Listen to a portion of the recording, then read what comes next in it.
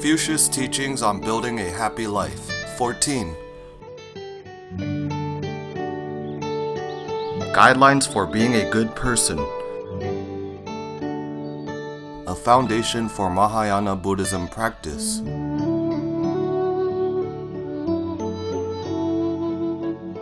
Validated by Master Jin Kong. Speaker, Teacher Tsai Lixu.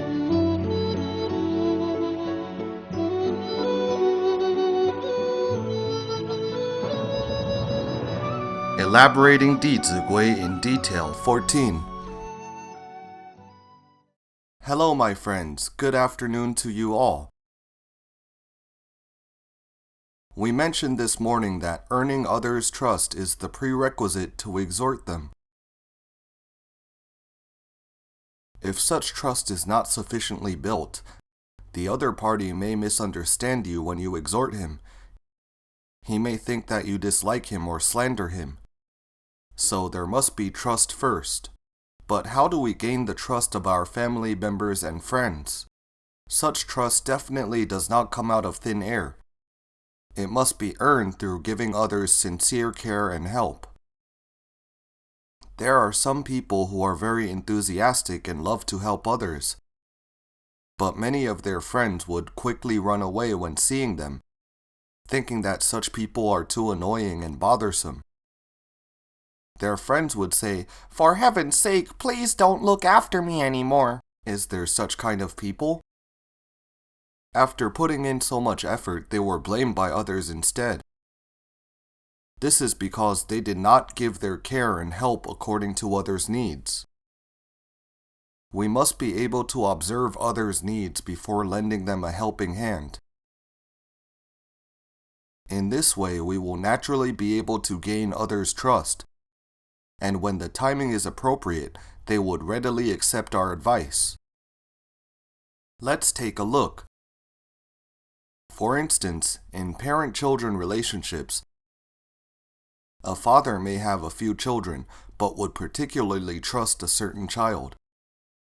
It must be that this child always gave him peace of mind and was most filial to him. This child has already earned the father's trust. It is because he would spare no effort to fulfill his filial duty when his father was in need. Next, let's take a look at the superior-subordinate relationship. What do the superiors need most? What they need most is that we help them undertake some responsibilities. When we can carry out the task silently and let them rest assured every time, they will certainly trust us very much under our attending to their needs. This can also apply to the husband-wife relationship. For example, the wife is able to keep the house clean and tidy as well as educate children properly, so that her husband would be freed from troubles back at home. Needless to say, the husband will trust his wife very much, and whatever she says would carry much weight. For a daughter-in-law who just married into her husband's house, when can she exhort her husband or even his family members and friends? Can she start criticizing her husband's family on the very first day after she married? Can she do as such? If she were to do so, what would happen? Her husband's family would surely reject her because she has not built an implicit trust. So we must follow the nature of human relations and must be able to understand others' feelings. Uncle Lu once told me, when we arrive at a new environment, we must put more effort into observation. What do we observe? Observe what people really need, then offer them help. We must listen with all ears. Listen to what others need. Sometimes we can also hear some taboos, something that people are not willing to talk about. We should then avoid it. We must be able to get others' needs and taboo through seeing and listening. We must make more effort to see and listen to others, and we must speak less and give less of our opinions. When we arrive at a new company, should we also observe and listen more but speak less? When you do more but speak less, your supervisors and superiors will trust you, thus take your opinions very seriously. The principle is the same, and it is applicable in all situations. As the daughter-in-law, you must also be able to observe what role you should play in different situations. I gained this understanding from my mother. When she married to my father, my aunts and uncles were still in school.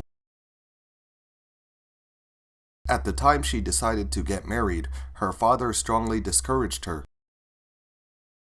Her father was very sharp. He analyzed to her, "You see, you are marrying an eldest child whose brothers and sisters are still in school. Plus, your future father-in-law is a fisherman. Their income is unstable. It will cause you much burden if you were to marry him." My mother said, "I would still marry him." Why? Because she felt that my father is very filial. Only a filial child will have genuine affection and righteousness. So she did not choose the wealthy men she encountered, but married a poor guy instead. As a result, she married my father and has indeed gone through many hardships. After she got married, all the money that she made from teaching was used for the family's expenses, as well as for my aunt and uncle's tuitions. My friends, if that was your daughter, would you let her marry him? We must have a far-sighted vision, must deeply believe that a family with a filial tradition will surely enjoy prosperity and success in the future. As the Chinese say, being shortchanged is indeed a good fortune in disguise. When you are willing to be disadvantaged, you will earn others' respect and admiration. My mother's family was considered rich, yet she knew how to dedicate herself to his family in that way after she got married. So my uncles and aunts have profound admiration for my mother and treat her very well too. Since a filial person has a sense of responsibility towards his family, our family finances have slowly improved. It was only after over 20 years of marriage into our family that my mother started to voice her opinions. When we have built a certain level of trust, our words will carry much weight. So we must deeply accumulate our virtues and restrain our voice. Do not act rashly. Sometimes haste will fail one in getting to his destination. When giving others advice, we should not start with too many suggestions. Instead, we should give them suggestions little by little, one at a time. Even if they do not accept it in the beginning, they will slowly build up trust in us when later they realize what we said was right. The parent-children, superior-subordinate, and husband-wife relationships need to be established on trust and putting in effort. It is the same with relationships among siblings. The more you take care of your siblings, the more they will trust in you. The last is the relationships among friends. Since friends do not have a blood relation, they must go through a long period of time of being together to build trust.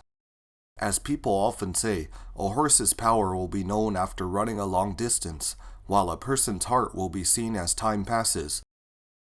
Only then can they put importance on our advice through the trust in us. Many of the ancient Chinese sages had demonstrated very good examples for us. My friends, think about it. Have you experienced 50% success rate on exhorting others? Raise your hand if you have. Not many people.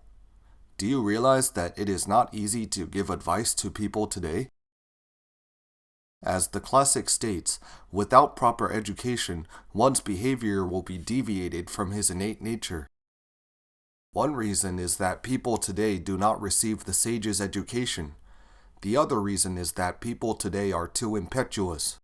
So when exhorting others, they sometimes did not grasp the correct attitude and method. Before the Tang dynasty started, At the time between the Sui and Tang dynasties, Emperor Taizong's father, Li Ren, brought his army to wage wars across the southern and northern states.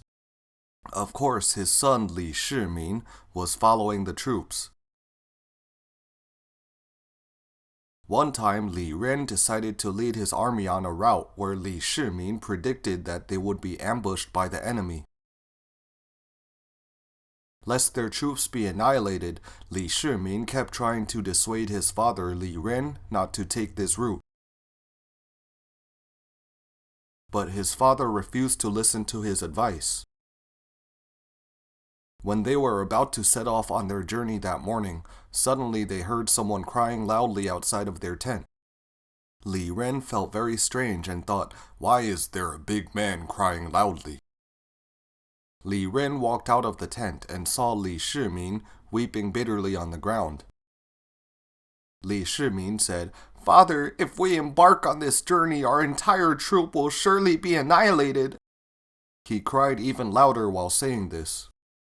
It is stated in Dizigui, followed by crying to help them understand, and I will not hold a grudge against them even if they end up whipping me. Taizong, Li Shimin, had demonstrated to us this, followed by crying to make them understand. Upon seeing this, Li Ren was very moved by his son's insistence on dissuading him. Finally, they took a detour and managed to escape the danger. So, my friends, what had a child's filial piety saved?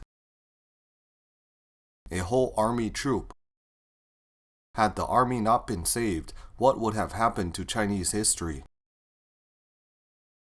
Dear friends, do you realize that we must be very cautious in life? As the proverb goes, a miss is as good as a mile. Let's think back on our lives now. For decades, if we had made a wrong decision at a certain point of our lives, would we be able to get together to learn sages' teaching today without worries? We must be prudent and grateful at all times, because during this process so many loved ones have given us very important reminders, guidance, and advice. This is a case of a son dissuading his father. Of course, many cases are parents admonishing their children. This mostly refers to after the children are grown up.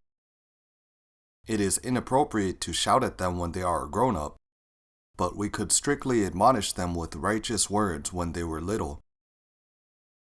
A grown-up is concerned about their face.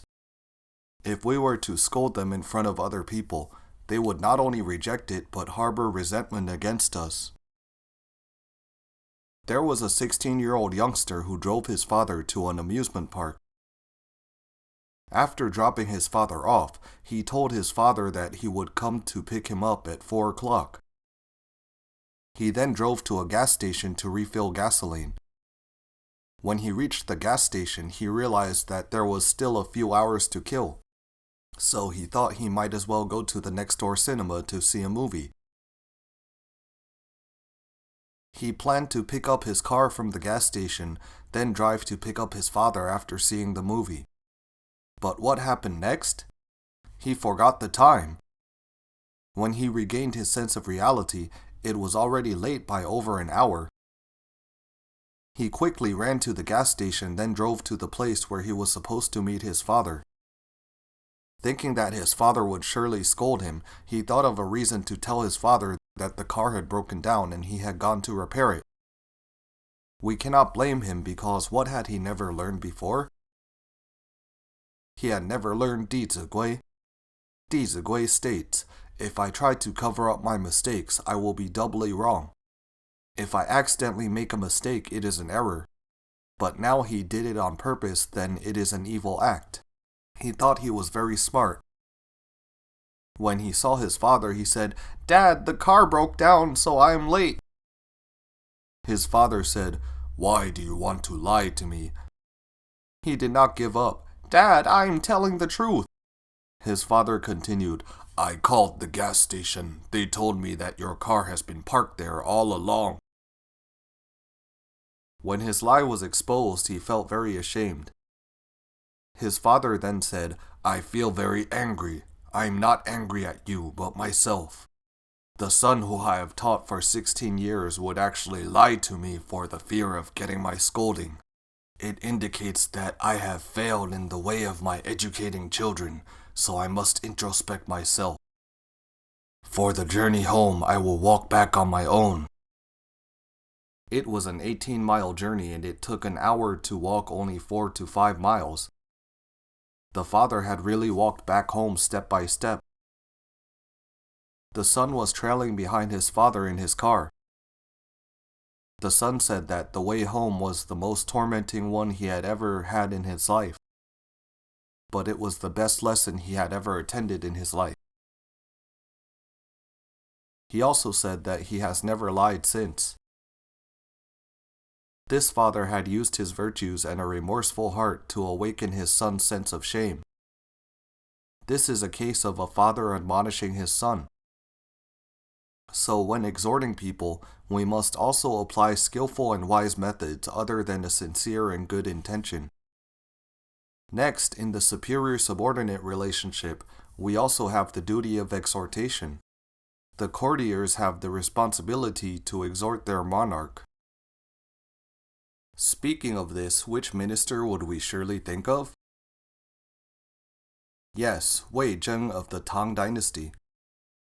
I personally feel that he must have been a very admirable person. Before he started his job of assisting Emperor Taizong, he had shown his art of speech and made it clear to the emperor beforehand. He said to Taizong, "Your Majesty, I do not want to become a loyal minister.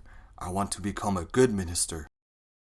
Upon hearing this, the emperor was very puzzled as to why he did not want to be a loyal minister, but a good minister instead. Wei Zheng continued, "Because a loyal minister will be beheaded, while a good minister will not lose his life."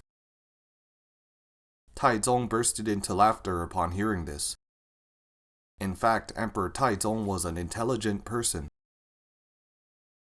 While he was laughing, he was thinking, "By whom are the loyal ministers killed?" By a tyrant. If I were to kill him, wouldn't I become a tyrant in history? So Wei Zheng's words had already saved his own life in the first place. Very often, Wei Zheng would give Emperor Taizong blunt advice whenever the emperor did something wrong. He often reminded Taizong, "Water can hold a boat afloat, it can also capsize it." Likewise, the people can support and help you succeed in your endeavor, but they can also overthrow you when you don't love and cherish them. So Emperor Taizong was able to rigorously remain vigilant when governing his empire. Once, Wei Zheng gave Taizong a very intense admonition. Taizong became so furious and walked back to his imperial bedchamber. He was whining while walking, "Really drive me crazy, I must have him killed!" Furiously, he arrived to his bedchamber.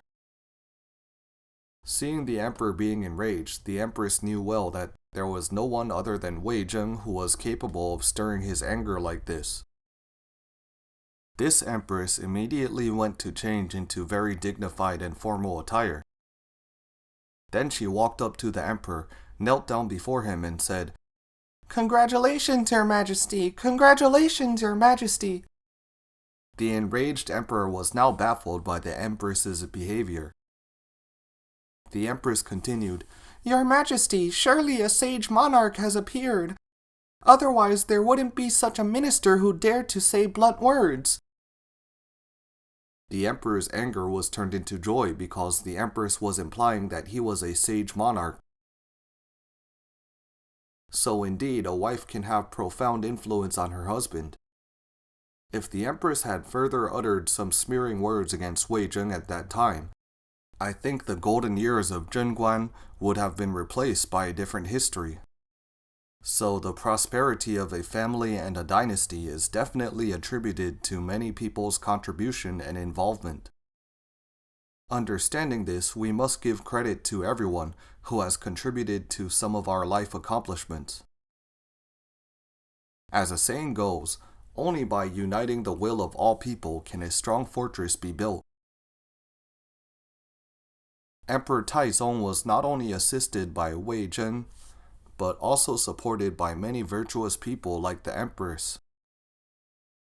After Wei Zhen passed away, Emperor Taizong cried bitterly. He said, "I have 3 mirrors." In the past, the mirrors were made of bronze.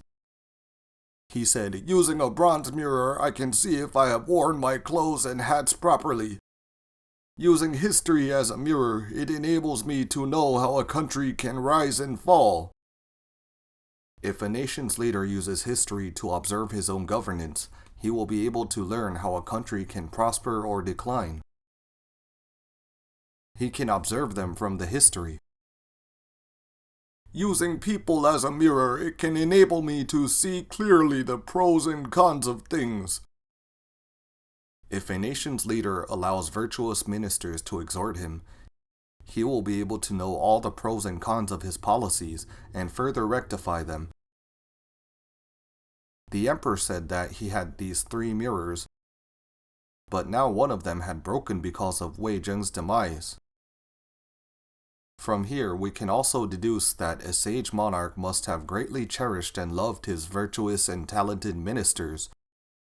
Only then could he win the trust of these great ministers.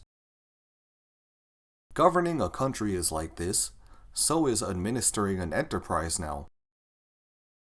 My friends, the current business world emphasizes management knowledge. In fact, is such knowledge available in our classics such as the 4 books? Yes, its management knowledge is very incisive and is clear in both principles and details. Let's contemplate it. The doctrine of the mean states, for governing a country and bringing world peace, there are 9 constant laws to be observed. It means that there are 9 good methods for governing a country and bringing peace to the world. The first one is self-cultivation. The second is honoring the sages. One must be proactive in seeking knowledge and wisdom. So I will only explain the first 3 methods, and you can study the rest in the doctrine of the mean, which includes being affectionate to one's family members and relatives, respecting the great ministers, being considerate to all officers, treating commoners like your own children, recruiting all classes of artisans, being kind to those from afar, and appeasing feudatories of the states. By applying these 9 methods in modern times, your business is bound to flourish. But first and foremost, we must cultivate our own virtue. Only when we have virtuous conduct can we attract truly good people to work with us.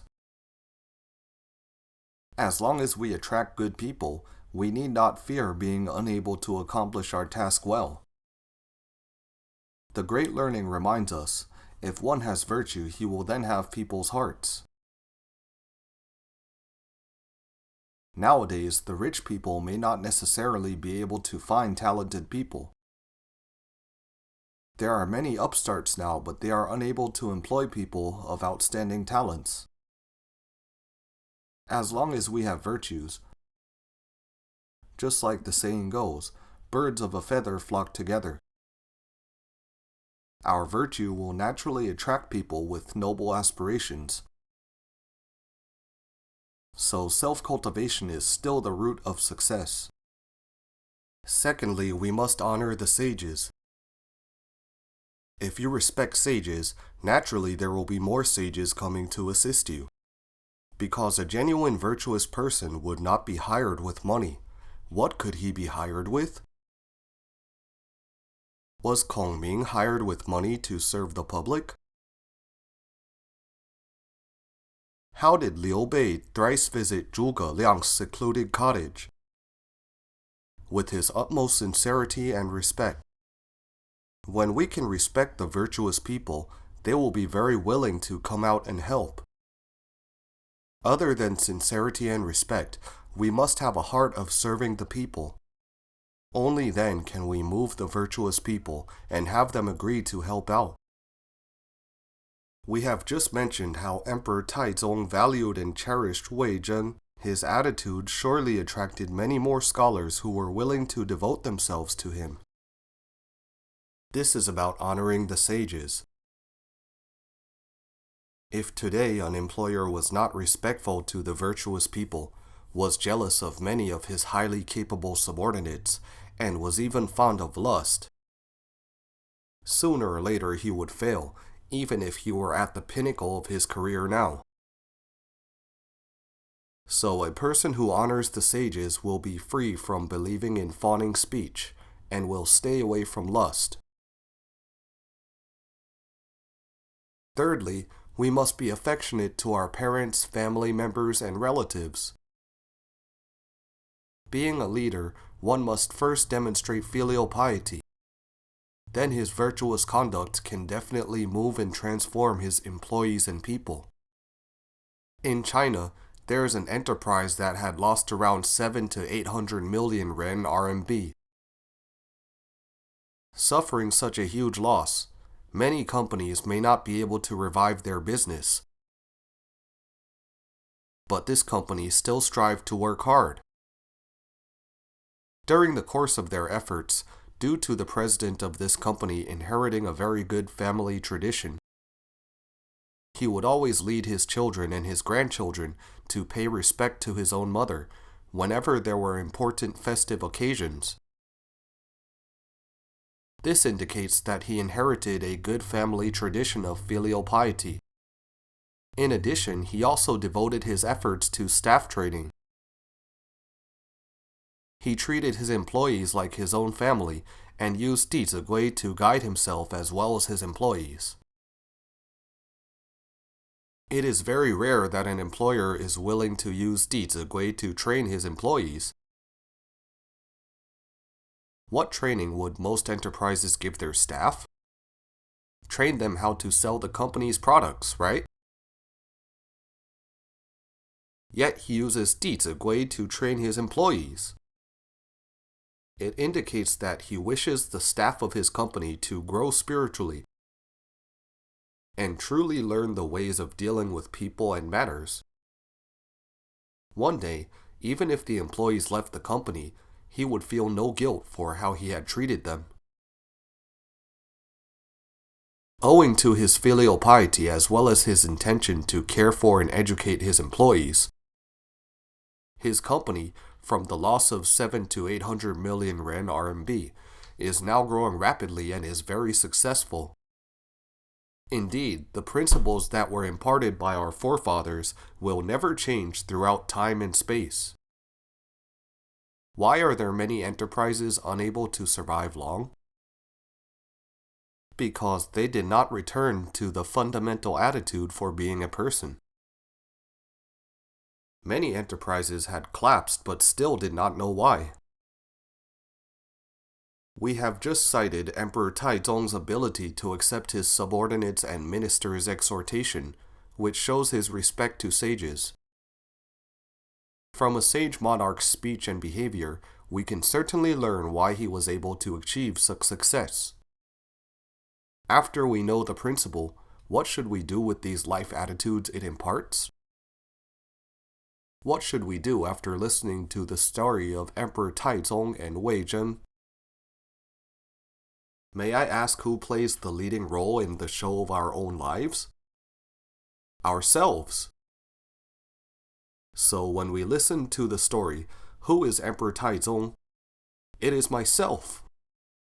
We must have this attitude to emulate his strengths. Otherwise, Minzi Tian is Minzi Tian, Taizong is still Taizong. We have gained nothing from the stories. There is a teacher who has made rapid progress. One day she said to the other teachers, "I felt when Teacher Tsai was teaching the class, each of his words was scolding me." Do I look like someone who would scold people? But her words have already pointed out to us why she has made such rapid progress. It is because she would remind herself to emulate good people whenever she saw them. What would she do when she hears some bad examples? When I notice misbehavior of others, I must immediately reflect upon myself. Therefore, she felt that my lectures were all pointing out her faults. This is called keen learning. Everyone who has listened to the same lecture would reap different benefits. So it is very important to have the ability of keen learning. These are the stories from the Tang Dynasty. Now let's take a look at the Han Dynasty. During the reign of Emperor Wu of the Han Dynasty, it was an era of great success in the fields of literature, politics, and military. But in the later years of Emperor Wu, a very unfortunate incident happened. It is called the witchcraft chaos. Someone had taken some witchcraft items and buried them beneath the prince's and empress's palace, with the intention to frame the prince and the empress. In the end, the prince was pessimistic about the situation and ordered his soldiers to kill the warlocks who had been deceiving and misleading his father, the Emperor Wu. Because of this act, Emperor Wu thought the prince had planned to plot a rebellion. As a result, the prince and his family were all locked up, and the entire royal family had fallen into total chaos. At that time, Emperor Wu was in a fit of rage. He ordered to kill all those imprisoned. The emperor was going to kill his own family. There was a newborn baby, who was the emperor's great-grandson. Later, he was known as Emperor Shen of Han. At that time, a great minister, Dizigui, was in charge of this witchcraft trial. He was unwilling to let Emperor Shen to be executed. Emperor Wu had sent someone to ask for his great-grandson. Dizigui still upheld righteousness even though he knew that Emperor Wu was enraged. He said, "We should not kill the innocent, let alone he is the emperor's family member." When the messenger conveyed Dizigui's words to Emperor Wu, the emperor suddenly restored his sanity and declared an amnesty for the remaining prisoners. So Dizigui was actually risking his own life to exhort Emperor Wu, because when the emperor was enraged, he might be implicated and lose his own life. Yet, using death to dissuade the emperor, Dizigui could finally awaken Emperor Wu. Later, Emperor Shen succeeded the throne, but Dizigui never mentioned this incident again. So to the past scholars, why did they dare to do such things? For instance, why did they dare to sacrifice their own lives to uphold benevolence and righteousness? It was definitely not because they wanted to obtain future rewards, but because they wanted to abide by the sages' teachings. They harbored a heart of serving the people and country at all times. Also, they chose to live up to their own conscience. These were the examples of exhorting their monarchs from the ministers in the Tang and Han dynasties. Next, let's see, the husband and wife must also exhort each other. We have just mentioned that the empress had skillfully and wisely exhorted Emperor Taizong. Now let's see a friend who wanted to dissuade her husband to quit smoking. How should a wife dissuade her husband? This woman asked her husband not to smoke. One time they were having a meal with some friends. One of the friends handed a cigarette to her husband. She snatched the cigarette from her husband. Would she succeed by doing so? This would surely bring about an opposite result. We must be mindful of our intention when exhorting others. It is definitely not a controlling like, "Just listen to me no matter what." That would certainly lead to an opposite effect. Our intention must be for the benefit of the other party, and we must catch the right timing. What would happen to her husband's face when she snatched his cigarette like that? He would lose his face completely. So we must contemplate on our attitude and method. Another woman did not use such a method to dissuade her husband from smoking. She said to her husband, "My dear, our children are still so little and adorable. Your health is our lifelong support." Not only men's sweet talk is effective, women's sweet talk will also be very effective. A husband would suddenly feel that he is very important. This lady used her soft words to dissuade her husband. She not only advised her husband stop smoking, but also let him know its method. She bought a lot of toasted melon seeds and said to her husband, "Whenever you feel like smoking, you can quickly nibble some melon seeds." After nibbling the melon seeds for a while, her husband went back to smoking when he encountered some challenging conditions. So the first attempt failed. On the second attempt, she used chocolate at all costs. She let her husband eat chocolate whenever he wanted to smoke. The second attempt lasted for a while and was rather effective. One day, one of her husband's friends came to visit them. As soon as sitting down, this friend handed a cigarette to her husband. What would you do at this moment if you were his wife? At that critical moment, the wife quickly came over. She makes her expression pleasant and softens her voice. Then she told her husband's friend, "Ah, you must forgive me. I've been helping my husband to quit smoking. I bought him melon seeds at first, but that method failed after a while. Now I am buying a lot of chocolate for him. I've spent so much money, I don't know how much time and effort I would have to spend if it fails again, so please." If you were her husband's friend, would you still give him the cigarette? She used soft words to dissuade this friend. What about her husband's face? It was also saved. So indeed, other than having good intentions, we should be sophisticated in interpersonal relations, using good methods to exhort others. We must not fly into a rage out of humiliation when others refuse to listen. Such an attitude of acting on impulse will lead us to have more and more regrets and complaints in life. So exhorting others also requires us to observe the timing and method at all times. During the Zhou dynasty, there was a monarch called Duke Zhuang of Zheng. He happened to have conflicts with his younger brother, because his mother was fonder of his brother and even rendered his brother with a lot of power. As a result, his younger brother rose to oppose him. So Duke Zhuang was enraged at his mother. In a fit of rage, he said, "I will never see my mother again until we are both in the Yellow Spring." What does that mean? It means that he never wanted to see his mother again in this lifetime. After he said these words, what happened?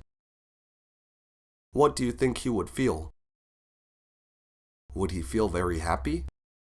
Actually, when a person has said angry words, he will be very regretful because he won't be able to retract his words. Moreover, he was the monarch of a nation.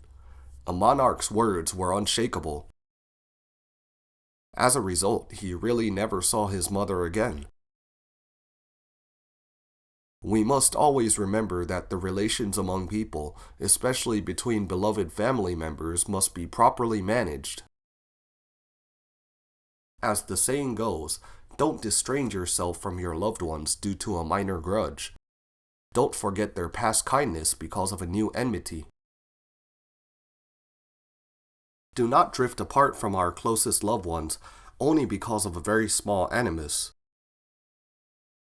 Do not forget decades' kindness that our loved ones have bestowed upon us simply because of a new friction. To do so is to greatly drain our own fortune. It really harms ourselves and it also hurts other people's hearts. We must not be so silly, must not always do things that harm others and do no good to ourselves. Actually, anything that hurts others is guaranteed to not benefit ourselves. This is the truth. One of Duke Zhuang's ministers, Ying Kaoshu, a filial child, saw the situation. My friends, when a filial child saw the monarch treating his mother in such a manner, what would he do? Yes, exhort him. Because a filial child would surely be able to understand a mother's toil. When others' mother could not be attended by her own children, how would a filial child feel? He would feel terribly sad and would develop a deep empathy for this mother. In the classic of filial piety, it states, "The teaching of filial piety is a tribute of reverence to all the parents under heaven." A truly filial person would respect all parents on earth. And I think Ying Kaoshu had not only considered the well-being of Duke Zhuang's mother, but had also thought of a more far-reaching influence, which was when even a monarch was not filial to his own mother, what more serious matter would happen? Yes, children of the whole nation would say, "Even our monarch is not filial to his own mother. Why should I be?" The value and the vibe of the entire nation would very likely turn bad in an instant. So as a subordinate, he thought it was his duty to exhort Duke Zhuang quickly. But his exhortation must be very convincing to Duke Zhuang. One day, Ying Kaoshu presented a precious gift to Duke Zhuang. The etiquette at that time required the monarch to return his minister's gift by inviting him for a meal. Ying Kaoshu was expecting to be invited by a duke and had deduced a scheme of how to exhort him. Finally, the duke invited him over. During the meal, Ying Kaoshu sat there and put a lot of good dishes on one side of the table. Seeing this, Duke Zhuang was getting curious and said, "Why are you not eating the food?" Ying Kaoshu replied, "Since childhood, I would first let my mother eat all the delicious food before I ate them. And my mother has never eaten the food treated by a duke, so I want to take them home. After my mother has eaten, I will then eat the leftovers." Upon hearing this, Duke Zhuang was deeply moved by his filial act and said, "Alas, you still have your mother to show your filial piety, but I no longer have my mother to show my filial piety." Ying Kaoshu's few words had awakened Duke Zhuang's filial heart. Ying Kaoshu then said, "Your Majesty, you can definitely fulfill your filial piety to your mother right now, because I have found a place which has a cave leading to the underground, and that ground is called the Yellow Spring. You just need to arrange a time to meet your mother there. Then you can bring her back to our homeland and everything will be perfectly accomplished." So Duke Zhuang met his mother at the Yellow Spring and brought her home in a solemn and grand ceremony. We can imagine that when his mother was walking on the avenue of the national capital, how would the people feel? They were jubilant. You see, Ying Kaoshu's exhortation had brought a significant influence. This is about the exhortation between a monarch and his ministers. We have also just talked about the exhortation between a husband and a wife. Next, let's look at the exhortation among siblings. It is also very difficult to persuade siblings because of the smaller age gaps among them. To have siblings deeply respect you, they must greatly admire your virtues. Otherwise, when you exhort them, they would say, "You're similar to me, just like the pot calling the kettle black. How are you qualified to speak about me?"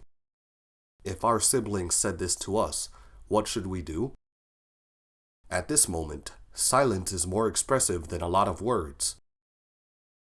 Sometimes silence is like myriad thunders. When you keep quiet, your sibling may utter more harsh words, but the more they utter, the more they will feel timorous. After all, you are trying to persuade them out of good intentions. During the Ming Dynasty, there was a scholar named Chen Shi-en. His younger brother was an idle person and would always come home late at midnight. Chen Shi-en's older brother was enraged at his younger brother's behavior and would scold or even punish him every time he saw him. His brother was already a grown-up. Would it work to scold him like that? The more you scold him, the more he would not come home. You will get an opposite effect. In whatever we do, we must observe the result. If the result is undesirable, we must immediately rectify our method and attitude. Chen Shi-en said to his older brother, "Please let me give it a try." From that day onwards, Chen Shi-en would stand at the front door to wait for his brother to come home. When he looked at the clock, it was already 10. Past 11. It was very critical at this moment. What should you do if you were him? Stay calm. Suppose you could not contain your emotion, thinking, "Why was he still not home?" What might happen as soon as you saw your brother? You might throw a quick temper. So, as we have just mentioned, what is very important when exhorting others? Patience. Waiting until 11-12 o'clock, he finally saw his brother. Not waiting for his brother walking to the door, he ran to him, held his brother's hand, and said, "Brother, it is so cold outside. Are you cold?" He then held his brother's hand and said to him while walking to the house, "You must be hungry.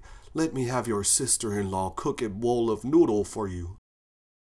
After leading his brother to the house, he then locked the door in person. He insisted to do so for several days. Later, his brother came home earlier and earlier. Of course, when his brother started to live a more disciplined life, he must further teach him sage's teachings, because his brother must have correct life values. Then he can manage his life well. Most importantly is that Chen Shi-en used his genuine sincerity and care. He did not use his preaching with words. What did he use instead? Preaching by actions. He had earned his siblings' love. This is the exhortation between siblings. In the Han Dynasty, there was a scholar named Zheng Jun. His older brother was a county mayor. He saw that his brother often accepted other people's bribes. He was very anxious and thought that his brother's misdeeds would eventually be exposed. How would you exhort him? He is your older brother. My friends, please contemplate on this and see if you can come up with the same way as Zheng Jun had. Let's talk about it next class. Thank you all.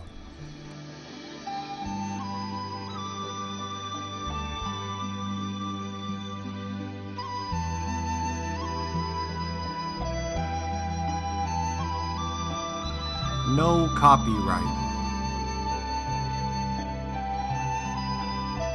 Welcome to Circulate. Infinite merits to propagate. Filial to parents, respect to teachers. See you again.